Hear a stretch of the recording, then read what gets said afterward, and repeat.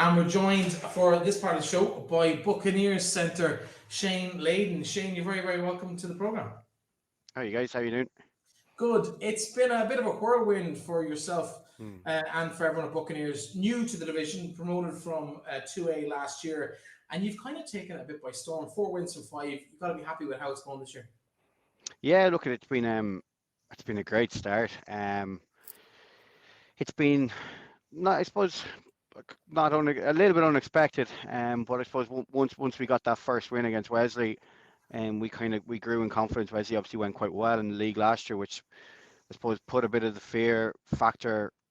We lost a bit of the fear factor then of playing teams, that we would have had going in initially into the Wesley game. They did quite well last year, quite competitive as well. So you kind of grow in confidence from winning a game of that stature early in the league.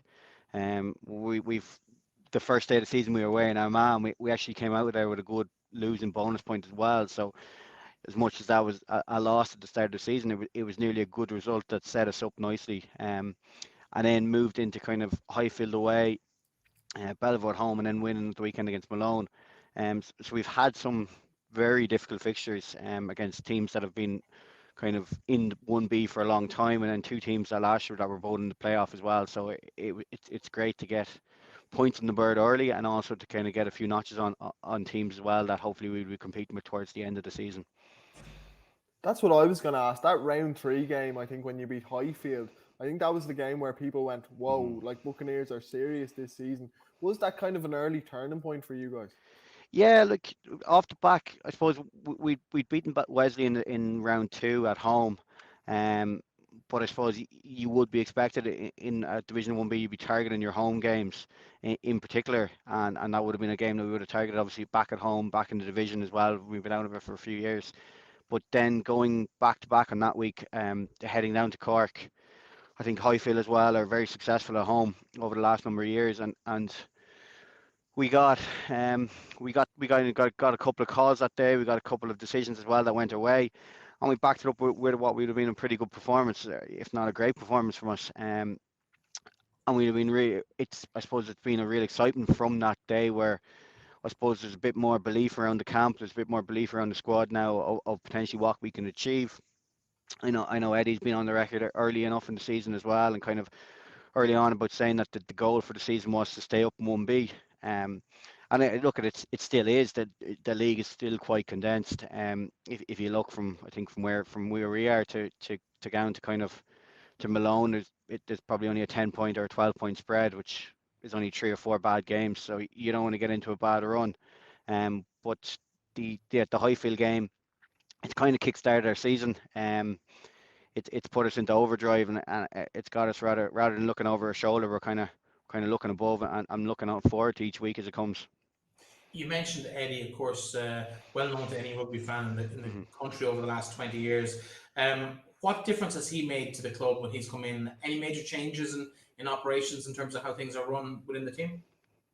Yeah, look at I suppose one of the things with Eddie, with a name like Eddie O'Sullivan, is he demands kind of respect straight away from the team, from the group. Um, you do always get when you get a new coach, you get a bounce and you get a lift, but you also kind of get that question from players, from other coaches saying, "Oh, I'm not fully sure if I agree with that," or "What do we think of that?" And there be a little bit of talking. But with Eddie, I suppose he's done it at the highest level. The guys have great respect for him. He brings an aura about him as well, and he's quite clear and precise in what he wants. I know he originally we were looking at a game plan as well, and once he kind of got to know us a bit better and got to know how we play, and he was able to tweak it to our strengths, which is great as well from to have a coach with that knowledge, and the messages we get during the game and on a Tuesday night after a game, or previewing the next game, are always quite clear of what we need to do for the weekend above or the weekend ahead. So it's great. It's great to have that experience, and then he's backed up with a couple of kind of local guys as well that know the environment, know the club, with Davey and Paul and Benny, and they're quite familiar of what Buccaneers is about as well as Eddie, because he coached in Bucks previously, obviously before he went on to coach at higher levels. So it's quite fitting that he's come full circle, and hopefully he can actually get us back to the top where he left us. On a personal note, how much are you enjoying this season? Obviously, you've got a few tries to your name. That's always good. But how much are you enjoying like winning? Yeah, like it was interesting. It's been on the back, and we had quite successful season obviously last year as well, where we got promoted, and it was off the back of the two COVID seasons, and off the back of that performing for a long personal injury for myself as well. So the kind of the enjoyment of being able to play the way that the league is formatted this year with 3 games and then a block off, you get a bit of consistency. You get to know what you need to do each week to make sure you're ready for Saturday, and then just going out and playing. The weather's been questionable. Hasn't been great the last while.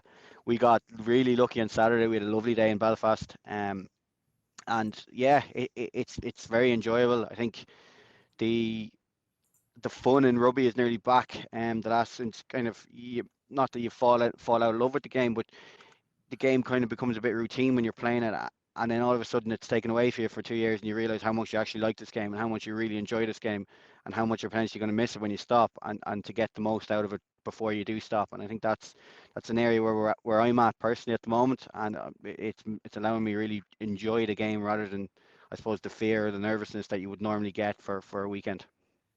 Let's talk maybe about, I suppose, the love of the game and the reasons why you would have started. Obviously, you're from fairly rural Roscommon, North Roscommon. It's forgotten land in terms of rugby in some respects. When you were a kid, there was no rugby club probably within half an hour of your house. So what drew you to rugby, and how did you end up where you've ended up, basically? Yeah, so I suppose originally I would have played obviously a lot of Gaelic football locally with Club Shannon Girls, and my dad would have been very interested in rugby at the time. And then I went to school in Roscrea, and that's kind of where I would have had my first kind of real interaction with rugby. Kind of having the basis of kind of athleticism and kind of ball handling skills from the GA and from Gaelic. You were able to take the rugby, and then from watching it at home regularly, kind of as would have been on the TV when you were growing up, and my brother and my father would have had a big interest in it as well. And that kind of got me interested into rugby, and then moving to Roscrea into a boarding school where you go and play every sport because you don't want to be in school every day. And then you just, I suppose I played a bit of hurling there as well, and I wouldn't say now hurling is a stronghold in North Roscommon either, but the rugby was definitely more of a favourite for mine as well, and I tried to balance the both for as long as I could to play rugby and Gaelic up until kind of I was 18, 19, and then rugby kind of took over, and I've only played a small bit of Gaelic football since, so but maybe one day I might go back and play another season. So Romans are beaten in the junior final at the weekend. They might be looking for players over the next couple of years. In terms of, I suppose, your time at Connacht, let's chat about that briefly, because obviously you went from school kind of into the Connacht system, spent a few years there, made a couple of appearances, but probably didn't see the breakthrough you were looking for. Yeah, look at it. I went. I suppose I was quite young. Obviously, came straight out of school and played for Connacht quite young that year. When I was just finished school, which was obviously great. Had a couple of bad injuries after that, but made a couple of appearances with Connacht. Really enjoyed my time there. Played under some great coaches. Obviously, Eric Elwood, Pat Lamb, guys like that would have been there for quite a period of time. Nigel and Jimmy as well would have been involved with us from a young age all the way up through academy ages as well. So we had a lot of good coaches there, and kind of trying to juggle rugby in college and kind of, I suppose, the coming out of school as well and moving into college was kind of an interesting time. But I really enjoyed rugby. I played a little bit with the sevens as well at the time as well, so which was quite enjoyable. And yeah, at the same time, playing club rugby with Bucks was always very good as well. So it was potentially, looking back at it, you wouldn't change much.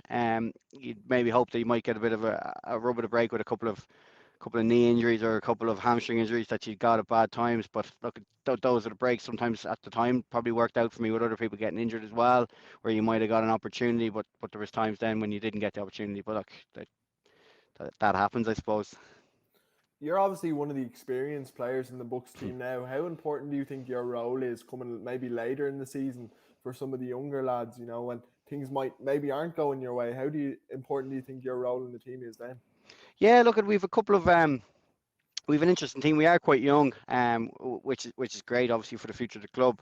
But we've a couple of guys. We've probably about 4 or 5 guys that have been around the kind of the AAL scene for a couple of number of years, who've obviously experienced in playing in 1B, and who've an experience in winning 1B a couple of years ago as well, about 5 years ago, which is quite important. A lot of the teams that we're playing now and are in division now, we'd have played against before as well. And you kind of understand, I suppose, what a club is about, or from playing them in the past, or know what type of rugby they're going to play, and kind of how the season changes as it kind of gets into winter. You know, you're going to be changing your style of rugby a little bit, and then how you kind of transition out of that into kind of March as well, and into the kind of business end of the season, when potentially some of the guys, and you want to throw the ball around a bit more, and then you're potentially at the business end of the season where you're either fighting for relegation or promotion. And there's kind of a mix then of trying to play attacking style of rugby and then trying to win and squeeze out a win of a game, obviously is more important at the time. So it's just about balancing that with the kind of the flair of the young lads, and kind of the experience, and the little bit of caution that the older guys would have, which is great because we are quite young, so it's a good balance. You talk about the throwing the ball around and a little bit of caution thrown to the wind. I happened to see you play this year in the final of the Connacht Senior League, and you left it late, but when you needed it, that second last try that set up the match winning try, you were fairly heavily involved in that. You were fairly reeling back the years there with the little bit of burst of space, a couple of little bit of jinks around one or two players before you laid it off for your teammate to run in. You haven't lost a bit of edge of pace. I don't know about that. In the past, you might have been able to score it all on your own, but not anymore. You have to find the winger to finish it off. But yeah, no, look, it's an interesting one. The Connacht Senior League kind of it comes fairly quick at the start of the season, and then towards the end of the season, it's a mad scramble for everyone to kind of to get points on the board, because it links into the cup and links into the Bateman Cup for us in Connacht. So where the first and the second game kind of come early in the preseason, and they might be looked at as preseason games, all of a sudden then the competition becomes kind of a cup at the just coming into the AL, where you want to win and you want to make sure that you've kind of down weeks then to get you further into the cup, that you don't have to be going through quarter-final, semi-final, which is great. And it's crucial then, kind of builds your momentum into kind of the AAL. Obviously, in our case for the Connacht Senior League, it's kind of it's about blooding some players as well. It's the start of the season. We do have a couple of guys that are a little bit dual status, to play a bit of Gaelic as well. So we're down one or two at the start of it, but it's great to get kind of good game time against AAL opponents as well early in the season, and then kind of push on towards the end of the season, or the end of the Connacht League, to be competitive against competitive teams that you're trying to win a trophy and a cup as well. You mentioned the Bateman Cup, of course. You represent Connacht in that now by virtue of that winning that league. Does that factor into your thinking? Is that a competition that players think about at all until it's happening, or is it something that's just a little bit of extra level of prestige? Yeah, it does. It's an interesting one. We've personally we've played in a few of them. It kind of all depends on how you're going as well. From a personal point of view in the AAL, it falls kind of obviously just after Christmas time as well, and it's in a window where you mightn't have had a game for a few weeks, or you might need obviously different results in the AAL. But it is a focus of ours this season.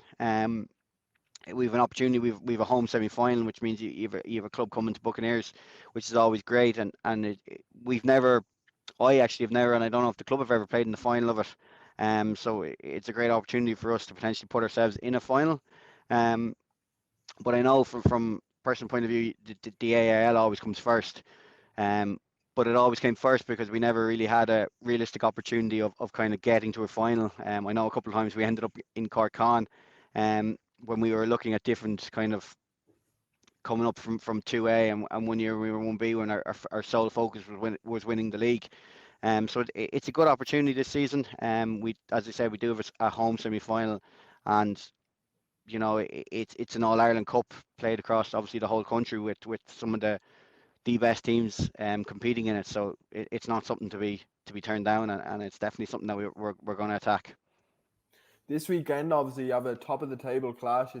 It's Eddie versus Michael Bradley, two very experienced coaches, and then two clubs that are doing very, very well. So how are you feeling about that one? Yeah, look, it's exciting. It's as you said, it's 1 versus 2, and thankfully it's in Athlone, which is obviously great, and we're obviously targeting all our home games this year. And we know UCC obviously come down from 1A last year, and our team that usually like to throw the ball around and play a bit of rugby, and we'll probably play an expansive style of rugby. They've had a really good start to the season as well. Just obviously at the last weekend, their first loss, but they've gone really well up till now. So we're excited to play them. Looking forward to kind of the last block of the game of games of this block as well. And hopefully we can finish it in style and get 3 wins from 3 in that block. But I know UCC will have a lot to offer, so looking forward to getting out there and getting going against them. Well, that's a top of the table clash to whet everyone's interest in Division 1B of the league this weekend. Shane, thanks so much for joining us, and it's been a pleasure chatting to you. No bother. Thanks, guys.